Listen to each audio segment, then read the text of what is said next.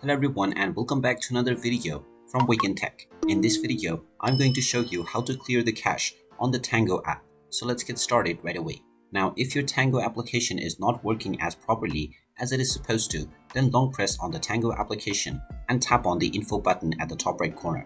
This will now take you into the application info page for Tango. From this page, tap on force stop at the bottom right corner first, and then tap on OK to stop the app. You can then scroll down and tap on storage. And now from the storage page, tap on a clear cache at the bottom right corner, and this will clear your application cache for Tango right away.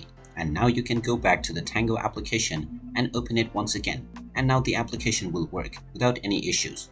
And there you have it. That is how easy it is to clear the application cache for Tango. If you find this video helpful, make sure you hit that like button and subscribe to our channel if you haven't done so already. Also ring that notification bell to never miss another update from us. Thank you for watching, and I will see you again in the next video.